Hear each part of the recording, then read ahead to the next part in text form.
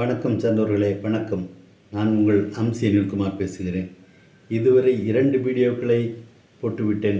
2 வீடியோக்களிலும் பார்த்துவிட்டு நீங்கள் தருகின்ற அபரிமிதமான ஆதரவுகளை பார்க்கிற பொழுது மென்மேலும் பல்வேறு வீடியோக்களை இந்த சமூகத்திற்கு தர வேண்டும் என்கின்ற உள்ளுணர்வு என்னை மென்மேலும் சொல்லிக் கொண்டிருக்கிறது.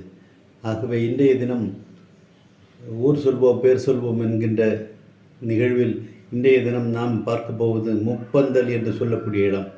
ஆரல்வாய்மொழிக்கு அருகில் இருக்கக்கூடிய அந்த முப்பந்தல் ஆத்திச்சூடியை நமக்கு அள்ளித்தந்த அவ்வை பிராட்டி பல நூற்றாண்டுகளுக்கு முன்பு பாரி மகளிருக்கு திருமணம் செய்து வைத்தார்களாம்.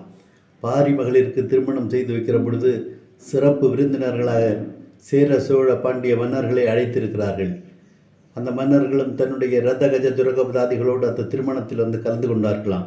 ஆக ஒவ்வொரு மன்னர்களுக்கும் தனித்தனியே பந்தல் அமைத்து அவர்களை கௌரவப்படுத்தியிருக்கிறார் ஔவையார்.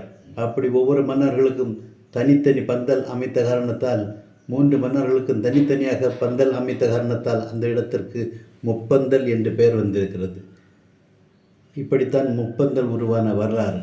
ஆகவே இன்றைக்கு குமரி மாவட்டத்தின் துவக்கமான நெல்லையிலிருந்து வருகிற பொழுது குமரி மாவட்டத்தின் துவக்கமான முப்பந்தல் பற்றி சொல்லியிருக்கிறேன்.